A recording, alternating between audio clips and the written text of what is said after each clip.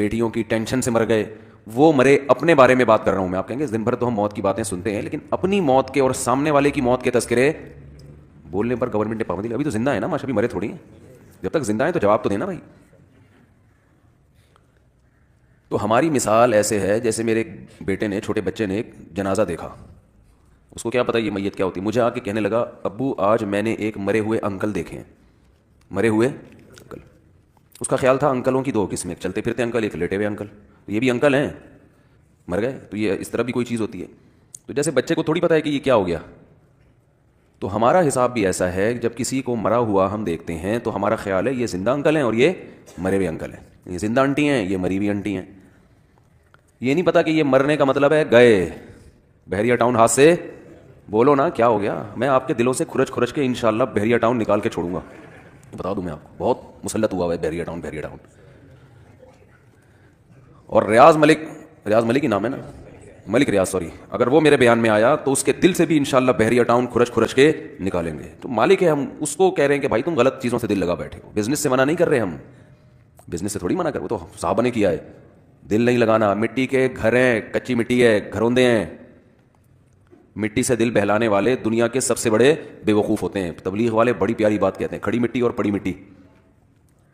جماعت میں نکلو نا تو کہتے ہیں جب بنگلوں میں جاؤ اور گشت کے لیے تو متاثر نہ ہو مٹی کی. There are two types of مٹیز. جب انگریزی میں تبلیغ ہوتی تو پھر یوں بیان ہوگا اس کو. ڈسٹ وہ اس کو کہتے ہیں، وہ گرد و غبار. تو there are two types of مٹیز. مٹیز کی کتنی قسمیں ہیں؟ دو. ایک پڑی ہوئی ہوتی ہے، ایک کھڑی ہوئی ہوتی ہے. اسی پڑی ہوئی مٹی کو تھوڑا لپائی پتائی کر کے بنا دو تو وہ ورلڈ ٹریڈ سینٹر بن جاتا ہے. تو اسی طرح انکل کی بھی دو قسمیں. ہم سب انکل ہیں نا، اپنے سے چھوٹوں کے لیے ہم کیا ہیں؟ انکل ہیں. اور جتنی خواتین ہیں وہ اپنے سے چھوٹوں کے لیے انٹی ہیں. معذرت کے ساتھ میں خواتین کو انٹی نہیں کہہ رہا. وہ بیان چینل انسبسکرائب کر دیں گی یہ انٹی کا سن کے. آپ انٹی نہیں ہیں، آپ اپنے سے چھوٹیوں کے لیے انٹی ہیں، ویسے آپ انٹی نہیں. تو لیکن وہ اپنے سے چھوٹا کسی کو مانیں گی تو بولیں گی نا. مسئلہ یہ اپنے سے چھوٹا کسی کو مانیں گی تو بولیں گی نا کہ میں کہتے ہیں سب سے چھوٹے تو دنیا میں ہم ہیں. اچھا خیر. تو مٹی کی دو قسمیں ہیں، کھڑی مٹی، پڑی مٹی. تھوڑا سا گارا مٹی لگا کے بنا دو تو عمارت بن جاتی ہے.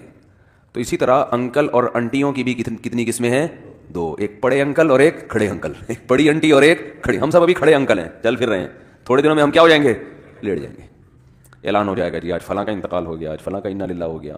آپ کی دینی خدمات، آپ کی بدماشیاں. کوئی بدماش دنیا سے جاتا ہے تو اس کی برائیاں ہوتی ہیں، مر گیا اچھا ہوا. کوئی اچھا آدمی جاتا ہے تو اس کی خوبیاں بیان ہوتی ہیں. لیکن وہ ہوتا پڑا ہے، وہ اب دوبارہ پولیس سے بھی نہیں اٹھ سکتا. پولیس والے اٹھا دیتے ہیں الحمدللہ.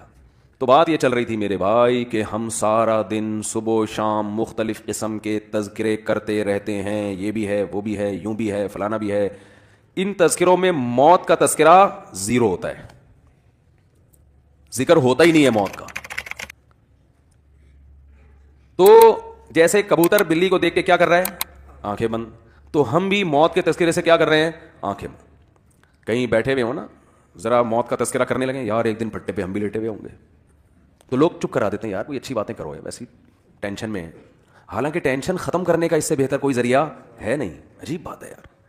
جس کے تذکرے کو آپ ٹینشن سمجھتے ہو، ٹینشن ختم کرنے کا اس سے بہتر کوئی ذریعہ ہے نہیں. بار بار کرو تاکہ محبت ہی دنیا سے ختم. دیکھو ٹینشن کس بات سے ہوتی ہے؟ آپ کو جب آپ کی پسند کی چیزیں نہ ملیں، اسے ٹینشن ہوتی ہے نا. ارے میرے پاس گاڑی نہیں ہے، فلاں کے پاس تو گاڑی بھی آ گئی. ارے میری تنخواہ اتنی ہے، فلاں کی تو تنخواہ ڈبل ہو گئی. ارے بھائی میری وہاں ہوئی نہیں جہاں میں چاہ رہا تھا، فلاں کی تو اس سے بھی اچھی جگہ پہ ہو گئی. ارے بھائی یہ بیماری ہے، ختم ہی نہیں ہو رہی. ارے بھائی میں موٹا کیوں نہیں ہو رہا. ارے بھائی میں دبلا کیوں نہیں ہو رہا. ارے بھائی میں، یہی پالی ہوئی ہے نا چیزیں ہم نے. ارے وہ لوگ بحریہ ٹاؤن میں 10 پلاٹ خرید کے بیٹھ گئے، ہمارے پاس ایک گز کی جگہ نہیں ہے کرائے کے مکان پہ، وہ بھی مالک مکان ہر وقت تانے دیتا رہتا ہے. بھائی ٹینشنوں کا بہترین علاج ہے، مر جائیں گے سب، کیا ہو جائے گا؟ بولو نا، ختم. جب مر گئے تو کیا ہے؟ ارے جس کے پاس گاڑی ہے وہ کون سا یہاں رہے گا؟ فرعون کے پاس تو بہت کچھ تھا.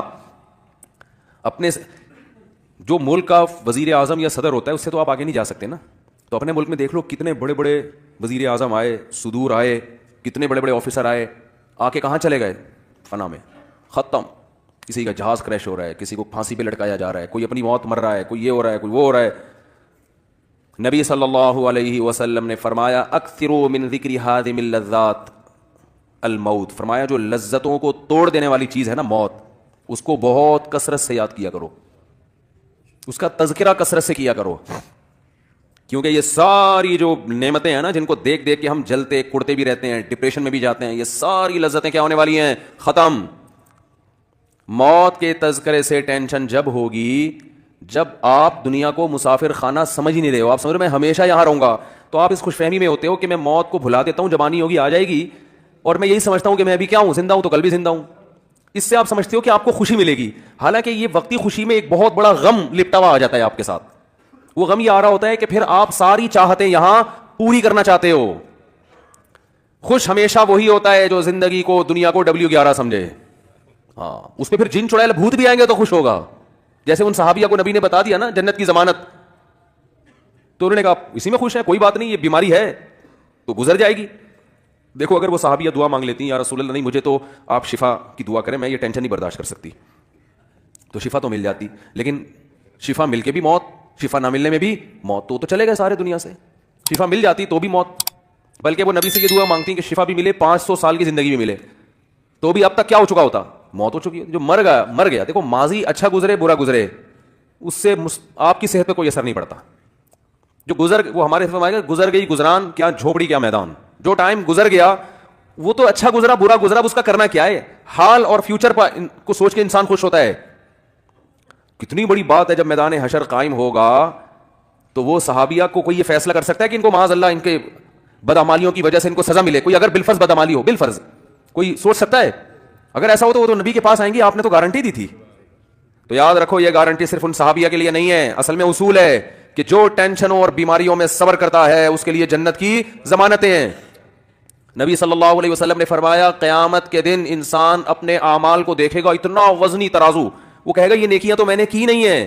تو اللہ فرمائیں گے تجھے دنیا میں جو مشکلات پہنچی اور تو نے صبر کیا, وہ سارا صبر اللہ نے نیکیاں بنا کے تیرے ترازو میں رکھ دیا. اور حدیث میں آتا ہے کہ صبر سے بڑھ کر, حدیث کا مفہوم ہے, کسی عمل کا وزن نہیں ہے. کوئی تہجد, کوئی مجاہد کی جو اتنی فضیلت ہے نا میدان جنگ میں لڑنے کی, اس لیے کہ صبر کرنا پڑتا ہے. جو لوگ اللہ کی راہ میں لڑتے ہیں, جہاد کرتے ہیں, وجہ کیا ہے؟ صبر بہت کرنا پڑتا ہے ان کو.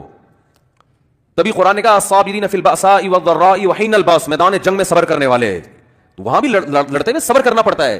کوئی فوجی چاہے کسی بھی ملک کا ہو, میدان جنگ میں کبھی بھی خوش نہیں ہوتا. یہاں بے شک بہادری کے جوہر دکھا رہا ہوگا, یہ ہو گیا, لیکن وہاں جا کے وہ کہے گا بھائی جنگ ختم ہو کسی طرح سے. تو وہاں اللہ نے کتنی فضیلت بیان کی, اور اللہ نے ان مجاہدین کی دعاؤں کا تذکرہ کیا کہ میدان جنگ میں نکل کے جو ہمارے نیک بندے دعا مانگتے ہیں, ربنا افرغ علینا صبرا وثبت اقدامنا, اے اللہ صبر کی بالٹیاں ہمارے اوپر انڈیل دے. کیا عجیب الفاظ ہیں. یہ نہیں کہتے اللہ میدان جنگ میں ہمیں صبر دے دے, بھائی یہ صبر تو ہر جگہ ہو. عام حالات میں اللہ نے کہا کہ اللہ صبر کرنے والوں کے ساتھ ہے.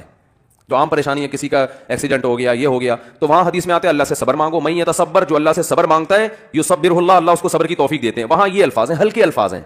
لیکن میدان جنگ میں جو لڑنے والے ہیں اللہ کی راہ میں, ان کے لیے یہ نہیں کہا کہ صبر مانگو, ان کو کہا کہ اللہ سے دعا مانگو, اے اللہ صبر کی بالٹیاں ہمارے اوپر انڈیل دے. افراغ عربی میں کہتے ہیں پانی کی بالٹی کسی کے اوپر ڈال دیا آپ نے, بہانا پانی.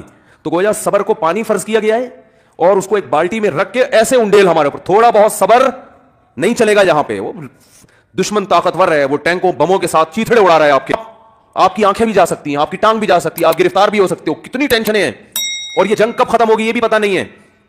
تو اللہ نے فرمایا وہاں یہ دعا مانگتے ہیں افرغ علینا صبرا, نیک لوگ دعا مانگتے ہیں اللہ ہمارے اوپر صبر کی بالٹیاں انڈیل دے.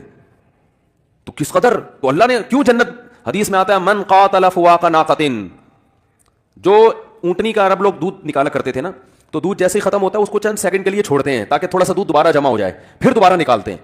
تو آپ صلی اللہ علیہ وسلم نے فرمایا جس نے اللہ کی راہ میں قتال کیا, لڑا, اتنی دیر جتنی دیر میں اونٹنی کے دودھ کو دھونے کے لیے چھوڑا جاتا ہے, چند سیکنڈ ہوتے ہیں, وجبت لہ الجنہ, اس نے جنت اپنے اوپر واجب کر لی. تو کیوں ہے بھائی یہ فضیلت؟ اس لیے کہ یہ یہاں بیٹھ کے بات کرنا آسان ہے, لڑنا بہت مشکل کام ہے میدان جنگ میں. تو کیوں اتنی فضیلت؟ لڑائی کی وجہ سے نہیں, صبر کی وجہ سے. اس کا صبر بہت ہے.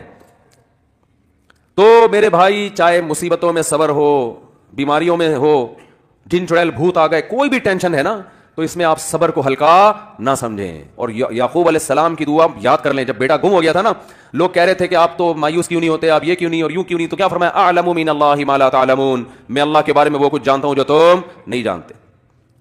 کیا مطلب؟ مجھے پتا ہے اللہ جب کسی کو تکلیف دیتا ہے تو بنانے کے لیے دیتا ہے, تکلیف برائے تکلیف نہیں ہوتی. تو مسلمان کے لیے حدیث میں آتا ہے کہ نبی صلی اللہ علیہ وسلم نے فرمایا مسلمان کو جب تکلیف پہنچتی ہے اس کے درجات بلند, وہ تکلیف اس کو بنانے کے لیے, اور منافق کو جب تکلیف پہنچتی ہے تو تکلیف برائے تکلیف ہوتی ہے. وہ حدیث کا مفہوم ہے, پورے الفاظ انشاءاللہ میں سناؤں گا کسی وقت. تو اس لیے میرے بھائی اللہ سے عافیت مانگیں, ہم تکلیفوں کے اہل نہیں, ہم تو نالائق لوگ ہیں, بے صبرے لوگ ہیں. ایک صحابی نے جب نبی سے یہ بیان سنا نا صبر پہ, کیسا صحابی کا جذبہ, اللہ سے مصیبتیں مانگنے لگے, دعا مانگ رہے ہیں اللہ مجھے مصیبتیں دے تاکہ میں صبر کروں. یہ صحابی کا ایمان تھا کہ مجھے دنیا میں اللہ خوشی چاہیے ہی نہیں, لیکن نبی نے ان کو منع کیا کہ یہ عبدیت کے خلاف ہے, غلامی کے خلاف ہے. غلام ہمیشہ اللہ سے کیا مانگتا ہے؟ غلام کا کام ہے بھائی وہ عافیت مانگے. جیسے غلام اپنے مولا سے کہے مجھے نہیں پیسے چاہیے, تو مولا کو غصہ آئے گا, بھائی میں بڑا ہوں تو چھوٹا ہے, تو میں تو باپ اپنے بیٹے کو کچھ کھلا رہا ہے, بیٹا کہ ابا میں کسی کا محتاج نہیں, مجھے نہیں چاہیے, تو باپ کو غصہ آئے گا نا کہ ابھی تو کسی اور کے سامنے یہ بات کر, میں تیرا باپ ہوں. تو اس لیے اللہ کو بھی اللہ چاہتے ہیں کہ بندے مجھ سے خوشیاں مانگے, غم نہ مانگے. غلامی کا تقاضا یہی ہے. تو اللہ سے خوشی مانگو, اے اللہ ہم بے صبر لوگ ہیں, اے اللہ ہم سے مصیبتیں برداشت نہیں ہوتی, ہم نالائق ہیں. تو اللہ سے عافیت مانگے, اللہ ہمیں شکر کی نعمت سے ہی نواز دے, بس تو ہمیں نعمتیں دے اور شکر کی توفیق دے دے, اسی سے ہمارے گناہ معاف کر دے, اسی سے ہمارے درجات بلند کر دے, مصیبت نہ مانگی جائے. تو کسی خاتون کا فون آیا, کل کی بات ہے, امریکہ سے, کینیڈا سے یا امریکہ سے, وہ کوئی حرج نہیں ہے ان کی طرف سے, پابندی نہیں ہے کہ واقعہ نہ سنائیں آپ. اور یہ جو ٹیلی فون ہے نا, یہ ہمارے حضرت کہیں جاتے نہیں تھے, آخری عمر میں بالکل بند ہو گئے تھے, مصروفیت بڑھ گئی تھی, فون کھلا ہوا تھا. تو ہم یہ کہتے تھے کہ حضرت جن ٹاپک پر بیان کرتے ہیں یہ تو بالکل معاشرے کی دکھتی رگ کو پکڑ رہے ہیں, جاتے یہ کہیں ہے نہیں, تو ان کو دنیا کا پتہ کیسے چلتا ہے کہ دنیا میں ہو کیا رہا ہے؟ یہ تو گھر میں ہی رہتے ہیں, ملا کی دوڑ کہتے ہیں نا, مسجد سے گھر سے مسجد. تو حضرت فرمایا کرتے تھے یہ جو فون ہے نا یہ مجھے پوری دنیا کی خبریں دیتا ہے, ہو کیا رہا ہے. تو ہمیں بھی ٹیلی فون جو ہے نا بتاتا ہے گھروں میں ہو کیا رہا ہے. تو گھر میں کسی کی, ان کے گھر میں کوئی جن چڑیل بھوت, ان کے گھر میں کیا تھے؟ جن چڑیل بھوت, اس پہ آ رہا ہے, اس پہ آ رہا ہے, فلانے پہ آ رہا ہے, ڈمکانے پہ آ رہا ہے. تو میں نے بتایا کہ بھائی وہ یہ آیت الکرسی پڑھیں, یہ پڑھیں, انہوں نے نہیں فائدہ ہو رہا, یہ ہو گیا, وہ ہو گیا, بڑے مسائل ہیں. میں نے کہا مجھے ایک بات بتاؤ, آپ کے کسی ریلیٹو کا کسی عامل سے تعلق تو نہیں ہے, کسی جن چڑیل بھوت بھگانے والے سے تعلق تو نہیں ہے؟ انہوں نے کہا اصل میں ایک کی طبیعت جب خراب ہوئی نا تو ہم پھر کسی کے پاس چلے گئے جو جن چڑیل بھوت بھگانے کا کام کرتے ہیں. میں نے کہا بس یہ آپ کی ہو گئی غلطی, اب نسلیں یاد رکھیں گی, اللہ ان کو شفا دے. اب آپ کے پورے خاندان ساری زندگی جن چڑیل بھوت سے ہی نمٹتا رہے گا, اور میں نام لینے میں بھی آر محسوس نہیں کروں گا, کیونکہ جب تک کلیئر بات نہ کی جائے لوگ سمجھتے نہیں ہیں. لوگ کہتے ہیں مفتی صاحب فراڈی عاملوں کے خلاف بیان کر رہے ہیں, ہرگز ایسا نہیں ہے, میں صحیح عاملوں کے خلاف بیان کر رہا ہوں, یہ فراڈی ہیں. رقیہ کے میں خلاف نہیں ہوں, اگر کوئی بزرگ رقیہ کر رہے ہیں, دم درود کر رہے ہیں, وہ تو صحابہ تابعین سے میں بھی کرتا ہوں, وہ تو سب کرتے آئے ہیں. جو اس میں پروفیشنل ہے نا, جو کہتا ہے مجھے یہ کام آتا ہے, وہ جھوٹ بول رہا ہے, وہ الو بنا رہا ہے آپ کو. اور علماء بیچاروں کو پتہ نہیں ہے, ان کو خود نہیں اس فیلڈ کا پتہ, وہ کہتے ہیں شاید کوئی پڑھا لکھا ہو, وہ کچھ بھی نہیں پڑھا لکھا, یہ کوئی سلیبس ہے ہی نہیں, آج تک کوئی وجود میں ہی نہیں آیا. وہ جن چڑیل بھوت بھگانے کا کیا ہے, کیا کرائٹیریا کیا ہے, اس کو کیا آتا ہے؟ تو کہتے ہیں کوئی سلیبس نہیں ہوتا, تجربہ ہوتا ہے. تو تجربہ ہی لکھ دو اپنی کتابوں میں, اسی کو ہم نصاب بنا کے یونیورسٹی میں پڑھانا شروع کر دیں گے. جس بڑے سے بڑے عامل کے پاس جاؤ نا, اس سے پوچھو انٹرویو تو کیا کرتا, کیا ہوتا کیسے, اس کو خود کچھ بھی نہیں پتا ہوتا. مفتی ہوں اور مجھے پتا ہے اس پہ میری مخالفت کتنی ہوگی, یہ بھی علماء کی طرف سے ہوگی. میں علماء جن کو میں اہل حق سمجھتا ہوں ان کی مخالفت کی پرواہ کیے بغیر آپ کو اس لیے بتا رہا ہوں اپنے گھروں کو تباہ ہونے سے بچاؤ. یہ علماء صحیح ہے, اہل حق ہیں, لیکن بیچاروں کو نہیں پتا ان کی چالاکیاں, وہ بھی بیچارے بیوقوف بن جاتے ہیں. دیکھو نیک آدمی کو بیوقوف بنانا آسان ہوتا ہے. یہ علماء بھی عاملوں کے چہروں کے نور دیکھ کر اور ان کی ٹوپی ڈرامے دیکھ کر کہتے ہیں شاید کچھ آتا ہو. علماء فراڈی نہیں ہوتے, لیکن فراڈی آدمی علم کا لیبل لگا لیتا ہے, استعمال کرتا ہے, جس سے علماء بھی بیوقوف بن جاتے ہیں. میں نے بڑے بڑے بزرگوں کو ان عاملوں کے ہاتھوں بیوقوف بنتے دیکھا ہے. اگر آپ فتنے کا خوف نہ ہوتا میں ان بڑے بڑے بزرگوں کے نام لے کے بتاتا کہ فلاں بزرگ کو کس نے الو بنایا, فلاں بڑے سے اتنے بڑے مفتی بزرگ کو کس نے الو بنایا اور اب تک بنا رہا ہے. نہیں آ رہی میرا خیال ہے بات. آپ کہیں گے آپ کا علم زیادہ ہے, ان علماء کو نہیں پتا. ہمارا علم کچھ بھی نہیں ہے قرآن و سنت میں ان علماء کے مقابلے میں. یہ قرآن و سنت کے حامل ہیں, ان کی عاملوں کی جو 1.5 ہوشیاریاں ہیں نا, اس کا قرآن و سنت سے تعلق نہیں ہے, اس کا تجربے سے تعلق ہے. آپ دماغ کتنا استعمال کر رہے ہیں, اس کی اپنی اوقات تو جا کے دیکھو اس عامل کی, کم وقت کی. تو میں نے اس خاتون سے کہا, وہ کہہ رہے وہ تو دارالعلوم کرنگی کے. میں نے کہا جامعۃ الرشید کے تو کچھ طلبہ جو عامل بن رہے تھے ہم نے خود نکالے ہیں مدرسے سے, اور کچھ بن چکے ہیں ہمارے. اب کل میرا شاگرد بولے کسی کا جن بھگانے کے لیے کہ میں مفتی طارق مسعود صاحب سے میں نے فقہ کی فلاں کتاب پڑھی ہے, حدیث کی فلاں کتاب پڑھی ہے, ہدایہ پڑھی ہے, یہ پڑھا ہے, وہ پڑھا ہے. اب آپ کہیں کہ ہم نے تو اس سے علاج کرایا لیکن الٹا ہمیں یہ ہو گیا تو وہ ہو گیا, تو اس کا مطلب مفتی طارق مسعود صاحب کے شاگرد بھی فراڈی ہیں. بھائی ہمارے شاگرد فراڈی نہیں ہوتے, لیکن فراڈی آدمی ہماری شاگردی میں آ سکتا ہے, گورنمنٹ کی طرف سے کوئی پابندی نہیں ہے. کوئی فراڈی آدمی جامعۃ الرشید میں ایڈمیشن لے سکتا ہے, فراڈی آدمی دارالعلوم کرنگی میں جا سکتا ہے. دارالعلوم کرنگی نے ذمہ داری نہیں لی تو کوئی بھی سرٹیفکیٹ دکھائے اس سے متاثر مت ہو. باقی رہا خلیفہ بزرگ کے, دیکھو بزرگ جب کسی کو خلافت دیتے ہیں وہ ظاہری حالات کے لحاظ سے ظاہر میں ٹھیک لگ رہا ہے, اندر کے حالات اللہ کے سوا کوئی بھی نہیں جانتا. یہ کوئی پوری زندگی کی گارنٹی نہیں ہوتی کہ میری نظر میں اس پہ نیکی کا ٹھپا لگ گیا ہے. یہ گارنٹی خدا کے سوا اللہ کے سوا کوئی بھی نہیں دے سکتا. تو اس لیے علماء کہتے ہیں کسی بزرگ کی خلافت اگر کسی کو ملی ہے تو محض خلافت کی وجہ سے اس سے بیعت ہونا جائز نہیں ہے, بلکہ آپ خود اپنے طور پہ اس کو پرکھو گے. ان بزرگ نے تو بیچاروں نے اپنے خیال میں, ہوتا ہے کہ بھائی ان کا خیال تھا تو اس نے ہو سکتا ہے بزرگ کو بیوقوف بنا دیا ہو, تو یہ ہو جاتا ہے, بڑے بڑے خلیفے بیوقوف بنا کے خلافتیں لے لیتے ہیں. تو اس لیے اس کی پرواہ مت کریں. لوگ مجھ سے بڑی بحث کرتے ہیں آپ کے پاس دلیل کیا ہے, حالات مشاہدات, کوئی ایک ڈھنگ کا عامل دکھا دو, ایک ڈھنگ. رقیہ کے میں خلاف نہیں ہوں, رقیہ کوئی بھی کر سکتا ہے, رقیہ تو کوئی بھی کر لے. تو اور دوسری بات یہ کہ لوگ جو کہتے ہیں نا فلاں عامل بھی ہے مفتی بھی ہے, یہ تو ویسے ہی ایک دوسرے کے متضاد. یہ ایسے ہی جیسے کسی کو آپ کہیں فلاں گورا بھی ہے اور کالا بھی ہے. بھئی یا تو گورا ہے یا کالا ہے, گورا بول دیا تو کالا نہیں ہے, کالا بول دیا تو گورا نہیں. تو یہ عامل فارغ ترین لوگ بنتے ہیں جن کے پاس علمی استعداد نہیں ہوتی, صلاحیت نہیں ہوتی. اور مفتی کے لیے ضروری ہے کہ وہ فتوے کا کام پراپر طریقے سے کرتا ہو. ایک دو سال میں جیسے کوئی ڈاکٹر نہیں بن جاتا, دیکھو ایم بی بی ایس کر کے کوئی doctor M B B S کی ڈگری آتی کلینک کھولنے کی اجازت ہوتی ہے؟ بولو نا یار. بھائی ایک پروسیس ہے, 2 سال ہاؤس جاب ہے, تجربہ تو کرو. پہلے کسی بڑے ڈاکٹر کی نگرانی میں آپ مریضوں کا علاج کریں, آپ مریضوں کا علاج کریں آپ بڑے ڈاکٹر کی نگرانی میں, تاکہ اپنے تجربے کی بھینٹ چڑھانے کے بجائے کسی پراپر کسی ڈاکٹر پھر کچھ خاص شعبے ہوتے ہیں ان میں ہوتے 10-15 سال میں جا کے ریلائبل ڈاکٹر بنتا ہے. ورنہ وہ ہمیشہ اپنے سینئر سے ہی پوچھتا رہتا ہے کہ سر آپ مشورہ دیں, کیا کرنا ہے, مشورہ دیں. اور اس کام میں کئی سال لگا دیے ہوں, پھر جا کے اس قابل ہوتا ہے کہ لوگ اس کی تحقیق اور اس کی رائے پر اعتماد کرتے ہیں میڈیکل سائنس میں. ایسے ہی مفتی پراپر کورس کرنے کے بعد بڑے مفتیوں کی نگرانی میں کئی سال مسائل کا حل لکھتا ہے, ریسرچ کا کام کرتا ہے. کئی سال تحقیق کا کام بڑے مفتیوں کی نگرانی میں کرنے کے بعد اس قابل ہوتا ہے کہ اب اس کی رائے بھی کیا ہو, مضبوط رہے, پھر وہ مفتی بنتا ہے. اور اس کے پاس اتنا ٹائم ہی نہیں ہوتا کہ لوگوں کے جن چڑیل بھوت بیٹھ کے بھگاتا رہے وہ, کیونکہ یہ کام اور دونوں جمع نہیں ہو سکتے. جیسے کوئی پراپر ڈاکٹر کے پاس آپ نے دیکھا فارغ ہر وقت فارغ بیٹھتا رہو. کوئی پراپر ڈاکٹر مجھے ایسا بتاؤ جو سارا دن جن چڑیل بھوت بھگاتا ہو لوگوں کے, کبھی دیکھا آپ نے؟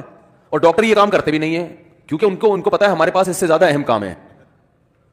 بھائی ہم لوگوں کا حقیقت میں علاج کر رہے ہیں نا. تو کوئی ڈاکٹر یہ کام نہیں کرتا, کوئی انجینئر یہ کام نہیں کرتا, اس کے پاس پراپر کام بہت, انجینئر جو واقعی انجینئر ہو اس کے پاس کتنے کام ہوتے ہیں. کوئی سائنٹسٹ یہ کام نہیں کرتا. تو بھائی کوئی مفتی یہ کام کیوں کر رہا ہے؟ اس کے پاس تو اتنا عظیم کام اللہ نے دیا ہے کہ مسائل کا حل بتائے وہ لوگوں کو, جو شرعی مسائل ہیں. جس کا حل نہیں آتا تحقیق کرے, علماء سے رابطہ کرے. یہ اتنا بڑا مسئلہ, وہ عامل کیسے بن گیا؟ عامل کے لیے تو دنیا کا فارغ ترین آدمی ہونا چاہیے. تو مفتی کا جو مفتی ہے وہ عامل نہیں ہو سکتا, جو عامل ہے وہ مفتی نہیں ہو سکتا. ہمارے اپنے بہت سے دوست ناراض ہو جاتے ہیں میری بیان سن کے, لیکن میرے بھائی اگر میں نے اتنے صاف انداز میں نہیں بتایا نا تو یہ جو لوگوں کے گھر برباد ہو رہے ہیں, قیامت کے دن اللہ میرا گریبان پکڑے گا کہ تو نے. اور میرے شیخ حضرت مفتی رشید احمد صاحب کا اسٹائل اس سے بھی زیادہ خطرناک تھا. لوگ کہتے ہیں آپ کا یہ تفرد ہے, کوئی تفرد نہیں ہے ہمارا. لوگ کہتے ہیں مولانا اشرف علی تھانوی نے بھی تو اعمال بتائے ہیں, تو ہم تب رقیہ کے خلاف ہیں. بھائی تو رقیہ تو کر لو نا, اسی کتاب سے دیکھ کے رقیہ کر لو, اس میں کیا جا رہا ہے؟ تو عامل اور مفتی جمع نہیں ہو سکتے. تو میں نے اس خاتون سے کہا, بیچاری بہت پریشان, یہ ہو گیا. اور پاکستان میں ہوا, کینیڈا میں نہیں ہوا. آپ دیکھ لو کینیڈا میں جنات نہیں ہے, نہ امریکہ میں اتنے, سعودی عرب میں تو ہے ہی نہیں. لیکن یہاں کے عامل سعودی عرب والوں کو جا کے خراب کر رہے ہیں, قطر, کویت, ان جگہوں پہ جا کے یہاں کے عامل ان عربوں کو خراب کر رہے ہیں شرعی رقیوں کے نام پہ. کہ ہم جو ہے نا, میں جب مسقط میں تھا تو مسقط کے مفتی اعظم سے میری ملاقات تھی, مسقط کے مفتی اعظم سے. ان کو پتا ہے کہ بھائی جامعۃ الرشید کے ہیں, وہ بڑے, اللہ ان کو جزائے خیر دے, بڑا اکرام کیا انہوں نے. ہمیں 2 منٹ کی ملاقات ہوئی, انہوں نے مجھے اگلے دن لنچ پہ بلایا. اب مسقط کا مفتی اعظم کا جو لنچ ہے وہ تو آپ کو پتا ہے کیا, وہ تو حکومتی لیول پہ ان کی بڑی وہ ہوتی ہے. اگلے دن انہوں نے مجھے بلا لیا کہ آپ نے ظہر کا کھانا ہمارے ساتھ کھانا. ہماری نیت کھانے کی نہیں ہوتی الحمدللہ, ملاقات کی ہوتی ہے کہ چلو اس بہانے ملاقات ہو جائے گی. میں پہنچ گیا ان اپنے دوستوں کے ساتھ جو بھی ہمارے میزبان تھے. ظہر کی نماز ہم نے وہیں پڑھی مسجد میں. ظہر کے بعد انہوں نے ہمارے لیے کھانے کا انتظام کیا ہوا تھا. اب ہم جانے لگے ہیں تو دو بندے ٹکر گئے جو بن بلائے آئے تھے. عربی تھے, کویت سے آئے تھے. بن بلائے نا, وہ ان کو کہ بھی ہم بھی آئے ہیں آپ سے بات کرنی ہے. وہ انہوں نے کہا اپنے ٹائم تو لیا نہیں جی ہمیں بہت ضروری کام ہے. اب ظاہر ہے انہوں نے کہا چلو آ جاؤ, آپ بھی آ جاؤ, کھانا کھا لو آ کے ہمارے ساتھ, کھانے کا ٹائم ہے. تو انہوں نے اکرام کیا. یہ دونوں عربی, ان کو اردو نہیں آتی تھی اور عربی میں لگے ہوئے ہیں. مجھے پتہ چل گیا کہ یہ کمبخت عامل ہیں, وہاں کے مفتی اعظم سے پرمیشن لینے آئے تھے کہ ہمیں یہاں اپنی دکان کھولنے کی, جن چڑیل بھوت بھگانے کی جو دکان ہے نا اس کی کھولنے کی ہمیں مسقط میں اجازت دے دیں آپ. سارا میرا جو ٹائم تھا نا ان کے ساتھ بات چیت کا وہ یہ پی گئے. اب ظاہر ہے وہ مصروف آدمی ہے اور وہ شرم اور مروت میں ان کمبختوں کو بھگا بھی نہیں رہے ہیں. اور وہ کمبخت یہ بھی نہیں دیکھ رہے کہ یار یہ بندہ پاکستان سے آیا ہے ملنے کے لیے, اس کو بات کرنے تو نہ پہلے جا کے انہوں نے مفتی اعظم کو مکھن لگایا ہے. یہ سارے عاملوں کا طریقہ واردات ہوتا ہے کہ آپ اتنے نیک, آپ اتنے بڑے.